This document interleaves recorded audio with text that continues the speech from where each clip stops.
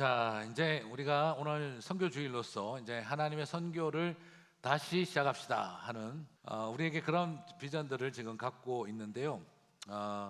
그렇다면 하나님의 선교는 어떤 때 해야 하는 것인가, 누가 하는 것인가, 어디에 하는 것인가, 참 이것이 고민이 됩니다. 그래서 하나님의 선교는 어떤 때 하는 것인가 한번 살펴봤으면 좋겠는데요. 하나님의 선교는 훈련하고 준비돼서 해야죠. 그런데 훈련하고 준비되어서 꼭 선교가 되는 것은 아니더라고요. 선교는 분위기 잘 잡혔을 때 하는 게 아니라 위기가 왔을 때 하나님의 선교가 시작된다는 걸 발견하게 됩니다. 분위기 좋을 때, 분위기 나쁠 때 이런 뜻이 아니라 잘 준비됐을 때, 준비가 덜 됐을 때 이런 걸 말하는 게 아니라 오히려 때가 악할 때, 위기가 닥쳤을 때 하나님은 하나님 나라의 선교를 일으키시더라 하는 것입니다. 그래서 분위기 좋아서 선교하는 것은 없습니다. 그리고 분위기 안 된다고 억지로 선교하자는 것도 아닙니다. 그러나 위기가 왔을 때 하나님이 당신의 선교를 시작하신다는 건 분명히 알아야 됩니다. 오늘 우리가 읽었던 본문도 마찬가지입니다. 에스겔 17장 22절을 보게 되면 주 여호와께서 이같이 말씀하시되 내가 백향목 꼭대기에서 높은 가지를 꺾어다가 심으리라. 내가 그 높은 세 가지 끝에서 연한 가지를 꺾어라고 하고 있어요. 자, 이게 뭘 전제로 하고 있느냐? 왜 선교가 시작되어지느냐? 딴 게 아니라 멀쩡해 보이던 백향목이 뿌리부터 썩어 죽어가고 있다는 것입니다. 이 백향목이 뿌리가 썩어서 죽었다 이 말입니다. 영적인 위기가 왔다는 것이죠. 그래서 하나님께서 말씀하시는 겁니다. 나무 꼭대기에 있는 새 연한 가지를 잘라 심으라 라고 이야기를 하고 있다는 거죠. 오늘 여기서 말하는 백향목이 죽는 상황은 뭐냐면 좀 문제가 있네, 안 좋은 일이 있네 하는 수준의 상황이 아니라 너네들 완전히 망했네 하는 상황을 말하는 겁니다. 나라가 망하고 신앙이, 성전이 다 무너진 상황을 말하는 겁니다. 이스라엘 종교의 자랑이었던 다윗의 등불이 꺼지고 그리고 세계에서 최고로 지었다는 그 성전이 완전히 회파된 상태를 말한다는 거죠. 다시 말씀드리면 이제 이스라엘이 자랑하고 있던 모든 것들이 끝이 나버린 상태, 영적인 파산, 국가적으로 완전히 망한 나라가 되었다. 이것은 그냥 좀 개선할 수 있겠네 하는 수준의 문제가 아니라 이것은 완전히 우리는 끝났다 하는 상황이라는 것입니다. 이럴 때 하나님은 다시 선교의 이야기, 하나님의 나라의 이야기를 다시 시작한다는 거죠. 오늘 에스겔서 17장 이 내용이 쓰여지게 된 역사적 배경을 보게 되면은요, 예레미야가 그렇게 이야기를 했는데 끝까지 말을 안 듣다가 결국에는 바벨론에게 나라가 완전히 무너졌습니다. 그래가지고 그래도 마지막에 정말 CPR 해가지고 겨우 살려놓고 그래도 나라의 꼴을 유지시켜 주려고 하고 있는데 마지막 왕인 유다의 시드기야 왕이 일어나서 결국에는 그렇게 말했는데도 애굽이랑 전통 우방인 애굽이랑 관계를 유지하면서 바벨론에게 반기를 들려고 하다가 이제는 더 이상 니네들을 살려두지 않으리라 하고 끝장을 내는 상황이 왔다라는 겁니다. 다시 말씀드리면 이제 완전히 이스라엘이 유대가 자랑하고 있던 신앙이 끝이 나고 나라가 완전히 꺼져버린 상태, 무너져버린 상태가 되어졌다는 거죠. 특히나 이것을 이렇게 말할 수밖에 없는 것은 이 백향목 때문입니다. 왜 에스겔은 백향목을 가지고 예를 들고 하나님은 그걸로 상징을 삼았나? 참고로 꼭 기억하셔야 될 것은 이스라엘 땅에 백향목이 많았을까요? 적었을까요? 많았을까요? 적었을까요? 질문이 틀렸습니다. 없었습니다. 네, 많지도 않고 적지도 않고 없습니다.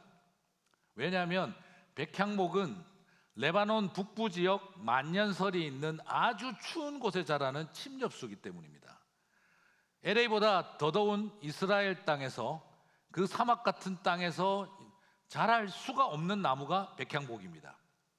그렇다고 한다면 왜 하나님은 여기서 백향목을 예를 들었을까요? 팜추리 이야기를 하셨어야죠.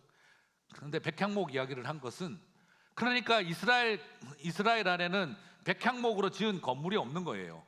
그런데 딱 하나 내지는 두 개를 볼 수 있습니다. 미루어 짐작컨대 백향목으로 지어진 건물이 있어요. 성전이고 아마 솔로몬의 궁궐도 일부 그렇게 지어졌을 거라고 생각을 합니다. 무슨 말입니까? 지금 백향목은 끌어오려면 너무 거리도 멀고 비용이 너무 많이 들기 때문에 이스라엘 사람들은 지을 수가 없습니다. 그런데 성전은 백향목으로 지었다 이 말이죠. 그래서 지금 백향목이 죽은 이야기를 가지고 말을 꺼내고 있는 것은 바로 에스겔 선지자가 바라보고 있는 것입니다. 하나님의 영광이 성전에서 떠났다는 예레미야 예언이 완성되어졌고, 이젠 이 건물 금이고 뭐고 귀한 것 다 뜯겨 나갈 것이고, 그리고 완전히 회파될 날만 남아있는 상황을 보고 지금 에스겔 선지자에게 하나님이 말씀하신 것입니다. 300년간 공을 들여왔던 소위 이스라엘의 다윗의 가문이 등불이 완전히 꺼져버리고 하나님이 지으신 성전이 와장창창 무너져버린, 소위 말해서 영적으로 바닥치고 완전히 파산 상태에 들어가 버리게 된 한 나라 종교를 말하고 있다는 것입니다. 자, 이 정도 됐으면 뭘 할 수 있을까요? 뭘 다시 꿈꿀 수가 있을까요? 이런 상황에 왔는데 하나님은 지금 하시는 말씀이 새 연한 가지를 심으라 하는 거예요. 가능성은 제로, 절망은 100%. 이런 상황에 살지도 못할 것 같은 연한 가지를 다시 심어라. 사랑하는 우리 성도 여러분, 희망이 있나? 희망을 논할 자격이 있나? 다시 꿈꾼다는 말을 할 수가 있나 하는 때에 하나님은 그런 유대를 향해서 다시 시작하자 하신 것이죠. 오늘 그 하나님이 저와 여러분의 우리의 하나님이신 줄 믿습니다. 에스겔 17장 22절에서 주 여호와께서 이같이 말씀하시되 내가 백향목 꼭대기에서 높은 가지를 꺾어다 심으리라. 같이 읽겠습니다. 내가 그 높은 새 가지 끝에서 연한 가지를 꺾어 높고 우뚝 솟은 산에 심되. 무슨 말입니까? 사람들은 바라볼 때 다 그런 겁니다. 뿌리부터 죽었다 야. 이런 백향목이 죽었으면 끝난 거다. 이제 우리 집안에는, 우리나라에는, 우리 교회는 아무런 희망이 없다 하는 그런 상태가 왔는데, 죽었다, 너 이제 죽었다 하는 그런 상황이 왔는데 하나님은 말씀하시는 겁니다. 나 다시 살린다라는 것입니다. 하나님, 뿌리부터 죽었습니다. 그래, 나는 뿌리부터 다시 내리게 하마. 이것이 지금 우리 하나님이 주고 계시는 메시지라는 것입니다.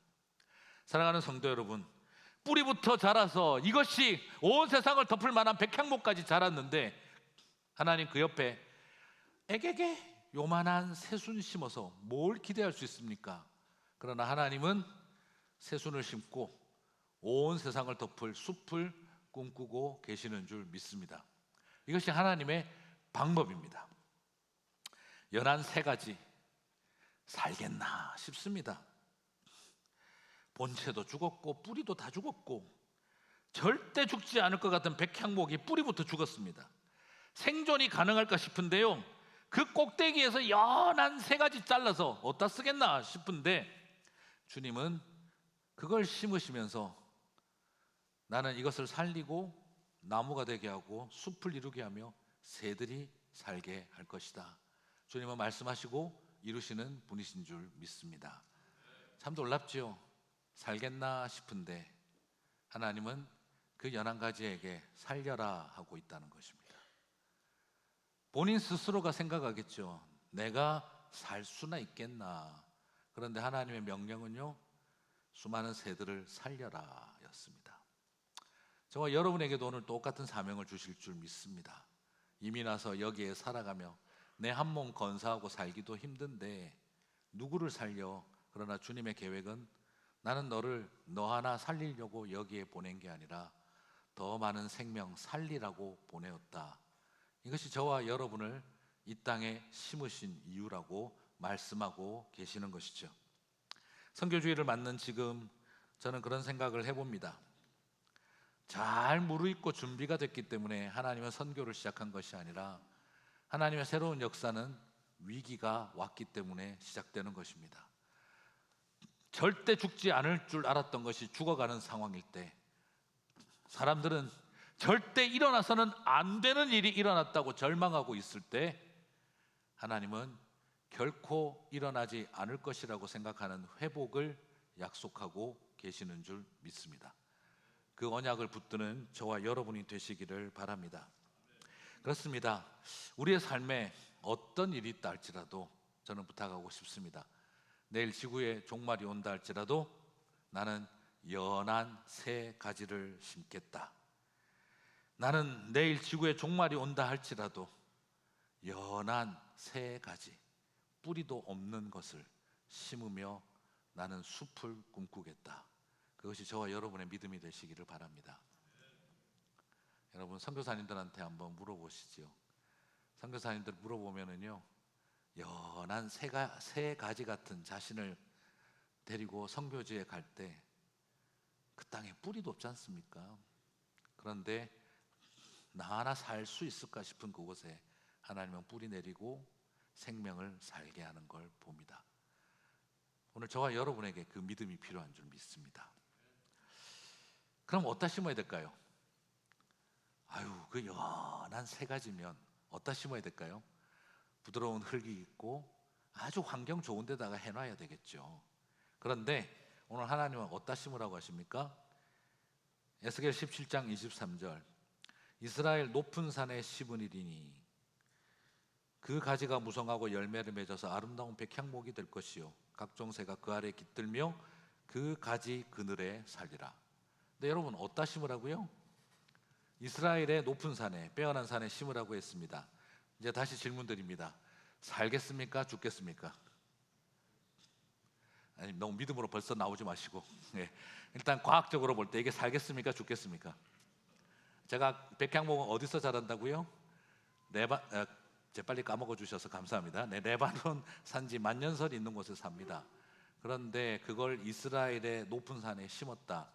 살라고 심은 겁니까? 죽으라고 심은 겁니까? 누가 봐도 죽으라고 심은 것 같아요. 가만히 있어도 죽을 거 빨리 죽으라고 잘랐구나, 이런 생각이 들 것 같습니다. 그런데 하나님은 오늘 왜 거기에 심어 놓으라고 하셨을까요? 연한 새 가지는 그 땅에 심기면 무조건 죽습니다. 그런데 하나님은 거기에 심으라고 하십니다. 선교주의를 맞아 저는 확신하고 소망을 합니다. 주님은 연한 새 가지 같은 저와 여러분을, 당신의 백성들을 하나님의 선교사로 죽을 것 같은 땅에 세우시지만 하나님은 그곳에서 사람을 살리는 숲이 되게 하신다는 것이죠. 그래서 주님은 우리들에게 그 모습을 보여주고 있는 겁니다. 여러분, 우리 선교사님들을 제가 폄하하려고 하는 게 아니라 우리 조던 선교사님 보세요. 얼마나 연하십니까? 저처럼 두껍지도 않고 근데 얼마나 우리 선교사님들이 강하고 단단한 그런 나무라서 옮겨진 것이 아니라 연한 새 가지 같은 분들을 하나님은 아이티에, 도미니카에, 키르기즈스탄에, 멕시코에, 일본에 심으신 겁니다. 얼뜻 보면 살라고 심었나 죽으라고 심었나 하는 생각이 들 만큼 척박하고 고통스러운 땅에 심으시는 겁니다. 그래서 보내는 우리도 그렇지만 도착하시는 선교사님들도 도착하고 나서 내가 여기서 살아낼 수 있을까 하는 생각이 드는데 시간이 지나면 살려내고 있는 것을 보게 됩니다. 하나님은 나 하나 생존하라고 보내신 게 아니라 죽어가는 사람들을 살려내라고 보내셨구나 하는 것을 알고 그렇게 살아가게 됩니다. 그래서 그 척박한 땅에 주님의 숲이 일구어지고 하늘을 나는 새들이 깃들여 사는 모습을 보게 되는 것이지요. 나무 한 그루라도 살아남겠나 싶은 곳에 보내셔서 숲을 이루게 하시는 겁니다. 나무 한 그루도 살아갈 수 있을까 싶은 곳에 가서 하늘을 나는 새들을 살리라고 하는 사명을 경험하게 됩니다. 우리는 서바이벌, 생존을 걱정을 하고 보냈는데 하나님은 그곳에서 리바이벌, 부흥을 일으키고 계시더라는 것이죠. 이것이 하나님 하시는 일이라는 것입니다. 예전에 어떤 선교사님도 그러셨습니다. 선교 편지 올 때마다 외롭고 척박한 땅에서 어느 선교사 보냄. 무슨 말이죠? 너무너무 힘들고 외롭고 나만 죽을 고생하고 있다 이것들아, 이렇게 보내시는 겁니다. 그런데 좀 지나고 나서 이분 선교사님의 인사말이 바뀌는 겁니다. 행복하고 아름다운 에덴 같은 곳에서 어느 선교사들임. 저는 그 선교사님의 인사말이 보면서 너무너무 감격스러웠습니다. 외롭고 척박한 땅에서, 나 혼자 있는 그 외로운 땅에서 어느 선교사 보냅니다 하셨던 그분의 편지가 행복하고 아름다운 에덴 동산 같은 곳에서 선교사가 보냅니다 하는 그 고백으로 바뀔 때 결코 환경과 상황이 좋아진 것이 아니라 백향목이 연한 가지가 살아남았 뿐만 아니라 새들이 깃들기 시작한 것을 알았기 때문이 아니겠습니까? 사랑하는 성도 여러분, 하나님의 선교, 그리고 저와 여러분을 연한 새 가지와 같은 우리들을 세울 때 주님은 그저 살아나고 생존한 백향목이로 있는 것을 원하는 것이 아니라 오히려 다른 새들까지 깃들이는 그 아름다운 날들을 기대하고 계신다는 것입니다. 그래서 에스겔 17장 23절은 보여주는 거죠.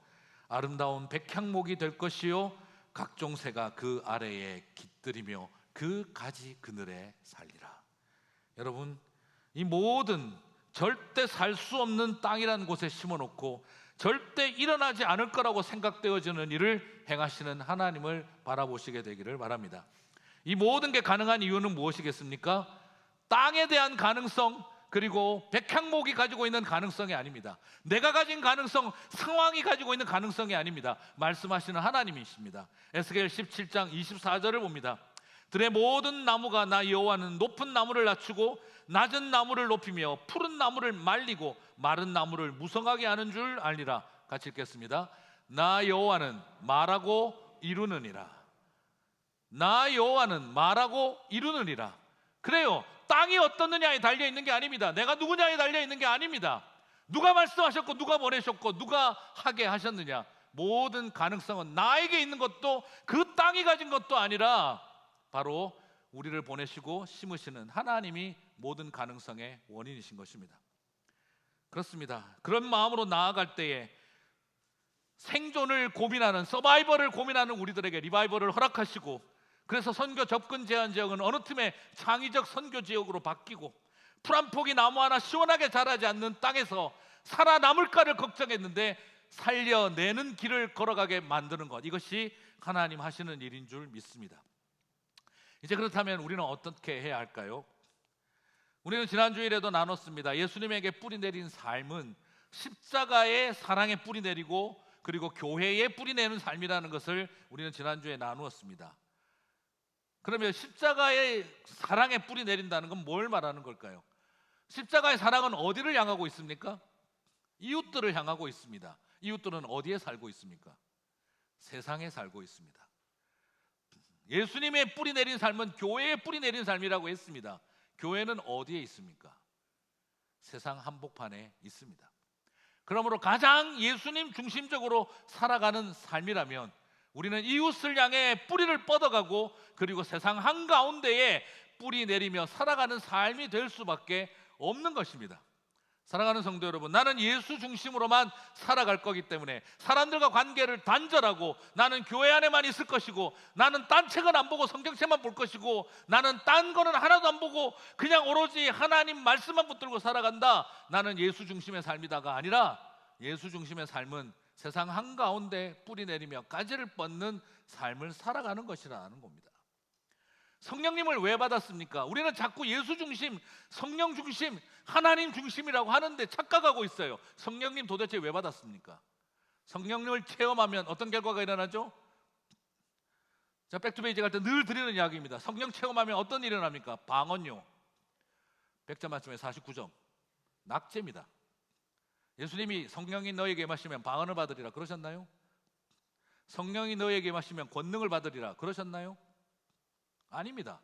성령이 너에게 임하시면 권능을 받고 예루살렘과 온 유대와 사마리아와 땅끝까지 이르러 내 증인이 되리라. 성령이 임하신 결과는 뭡니까? 선교적 증인이 되는 겁니다. 증인이 되게 하려고 하니까 뭘 주시는 거죠? 권능을 주는 겁니다. 권능은 목적입니까? 수단입니까? 수단입니다. 왜 도구에 목숨을 겁니까? 우리에게 주어진 것은 증인의 삶을 살아가는 일인데 왜 체험하는 일에 목숨을 걸고만 있습니까? 선교적 증인이 되지 않은 성령의 경험, 성령 받은 거 맞는지 질문해야 됩니다. 저는요, 성령 충만한데요, 가만히 있고 싶어요. 기적입니다. 네. 왜 굳이 그런 기적을 경험하고 살려고 하십니까? 성령 체험하면 세상과 단절하여 기도원 영성을 갖는 게 아닙니다. 성령 체험하면 세상 한복판에 복음 들고 뛰어가게 돼 있습니다. 우리는 지금 성령님을 받았다는데 선교와 상관이 없고 예수님에게 뿌리를 내렸다는데 세상을 향해 가지를 뻗지 않고 있다면 내가 만난 예수님 맞는지, 내가 경험한 성령님이 성령님 맞는지 진지하게 물어야 됩니다. 하나님 아버지는 뭐 하시는 분이십니까? 하나님 아버지 아들을 보내십니다. 성령님을 보내시는 분이십니다. 바로 성삼위 하나님은 철저하게 서로를 보내시는 선교의 하나님이십니다. 삼위일체를 공부하면서 삼위일체를 믿는다고 하면서 보내시는 하나님을 모른다면 삼위일체를 전혀 모르고 있는 것과 같습니다. 오늘 우리는 이것을 통해서 더 우리는 교회가 이 땅 가운데서 연한 세 가지처럼 우리를 보내시는 하나님을 바라보며 선교의 현장과 이웃들을 향해 끊임없이 나가야 될 것이라고 저는 믿습니다. 여러분, 주님께서 연한 가지 같았던 저와 여러분을 잘라서 LA까지 옮겨 놓으시지 않았습니까? 그렇다면 이곳에서 주님과 함께 뿌리 내리고 이웃들을 향해 세상을 향해 가지를 뻗어야 합니다. 선교하는 일 쉽지 않습니다. 의도적으로 그렇게 살아가는 일 어렵습니다. 그러나 부탁드리고 싶습니다. 예를 좀 들어볼까요? 네, 좀 이런 일 좀 저는 하고 싶어요. 제가 하고 싶은 일들 막 적어 놓다 보면 어마어마하게 많아요. 적고 나서 그 다음 드는 생각 어마어마하게 돈 들겠다는 생각도 들어요. 근데 이걸 나는 어떻게 해야 될까 고민도 됩니다. 그러나 많은 분들이 은사를 가지고 함께 하셨으면 좋겠습니다.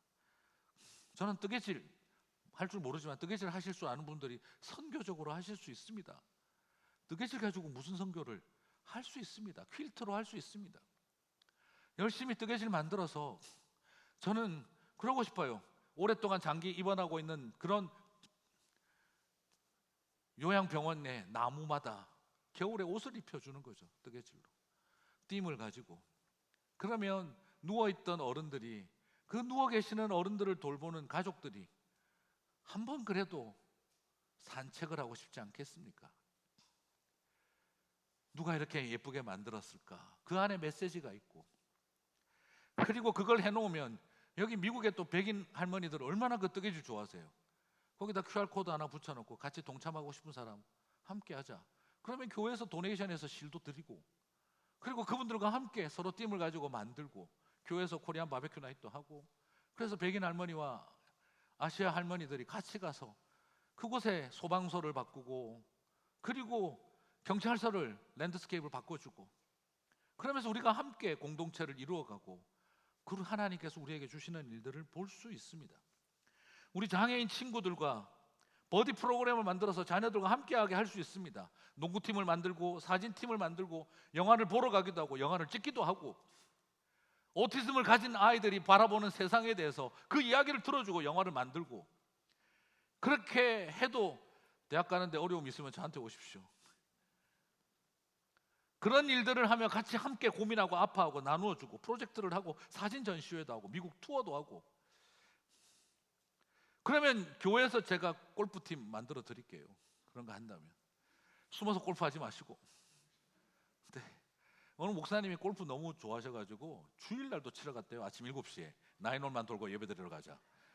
그래 갔다가 하나님이 저주를 하셨습니다. 홀인원을 2번을 하셨어요. 아무에게도 말을 못합니다. 주일날 했기 때문에 말도 못하고 혼자서 2번이나 했는데, 근데 아무에게도 말하지 못하는 하나님의 저주를 받은 거죠. 또 그렇다고 주일날 가지 마세요. 네. 우리 장애인 히즈드림 친구들과 함께 저기 체육관에 이동형 설치하고 그 친구들에게 어떻게 하는지 가르쳐주고, 그래서 같이 어른들과 함께, 아이들과 함께 나가서 라운딩을 해주는 것이 뭔지 아이들에게도 경험하고, 그런 골프팀 해보고 싶으니 목사님 스몰 그룹 하고 싶습니다. 오시면 제가 성경 공부 교재 만들어 드릴게요. 9홀 9주 동안 하실 수 있도록. 할 수 있는 일들이 끊임없이 있을 것 같습니다. 집집마다 오래된 옷들이 많이 있습니다. 우리 고등학생 자녀들과 아이들에게 아빠 옷 가져와라, 그렇게 가지고 와서 그 옷을 리사이클링해서 새롭게 제작을 해서 이 세상에 하나밖에 없는 옷을 한번 만들어 입어봐라. 환경을 보호하고 불필요한 물건을 리사이클링하는 법을 아이들에게 가르치고, 그리고 그렇게 만들어서 멕시코에 보내도 헌 옷을 그냥 보내는 게 아니라 새롭게 만들어서 하나밖에 없는 옷을 만들어주는 프로젝트를 할 수도 있고, 교회에 만들어 놓은 저 잔디에서 저는 우리 교회 패션쇼도 그렇게 한번 해봤으면 좋겠습니다. 그렇게 사람들에게 뭔가 할 수 있는 꿈, 우리 어르신들도 할 수 있죠. 세계 제일 잘하시는 게 김장 담그는 거 아닙니까?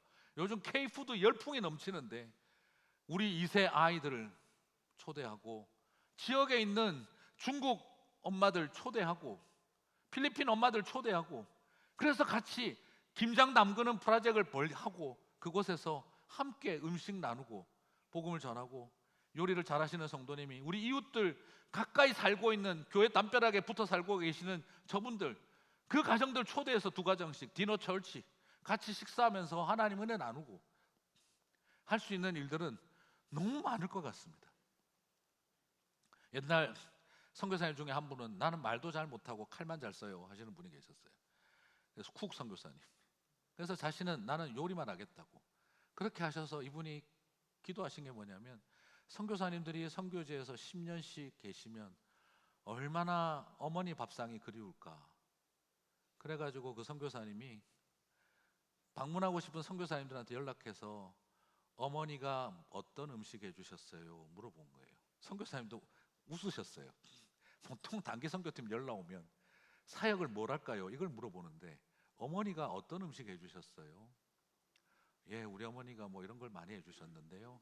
그래요, 알겠습니다 하시고, 우리 쿡 선교사님이 같은 성도들 훈련시키고 기도해서 요리 다 재료들 준비하고 필요한 건 현지 조달하고, 그래서 가방 싸들고 가셔서 그 선교사님들 초대해서 엄마 밥상을 해주신 거예요.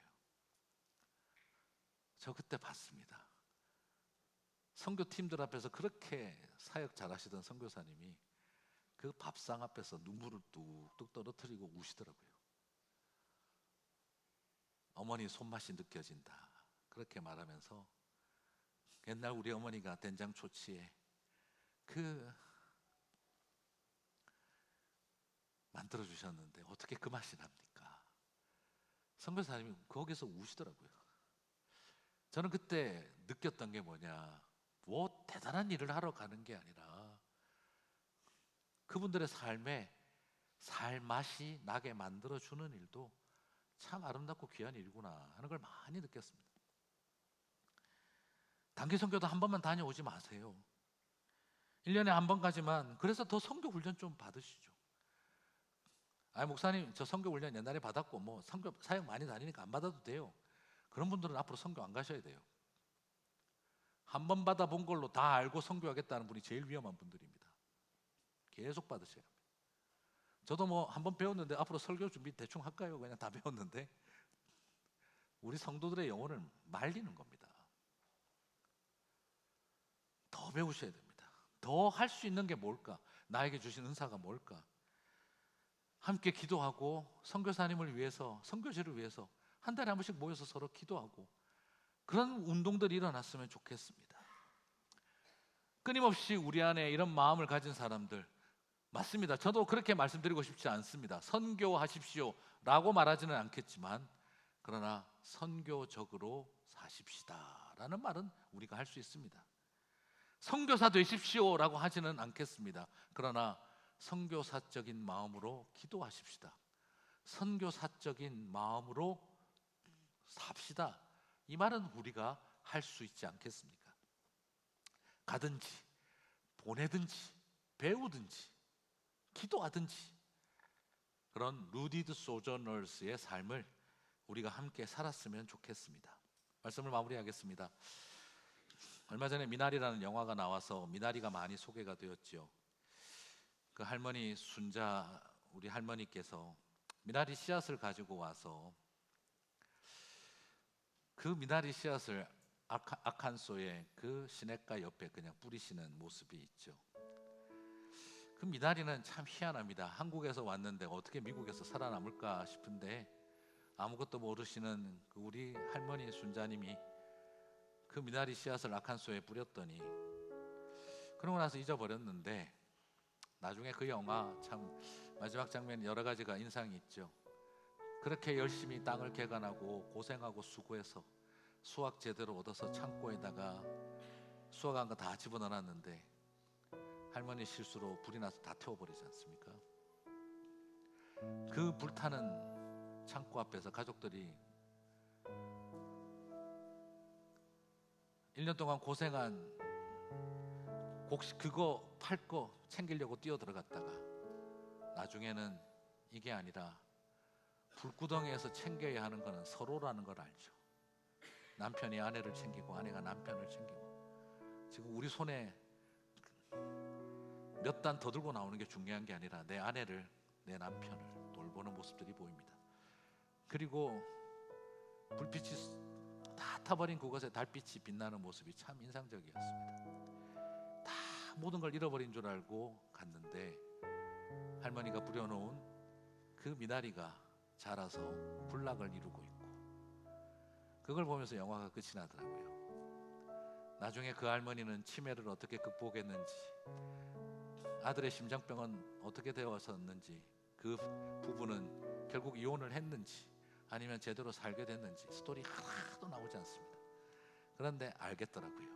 미나리 쳐다보고 나니까 저렇게 살아남을 것이고 군락을 이룰 것이고 그리고 여러분도 그렇게 살아오시지 않았습니까? 우리처럼 그들도 그렇게 살았을 거야. 어쩌면 코리안 아메리칸으로 살아왔던 우리들의 이야기겠죠.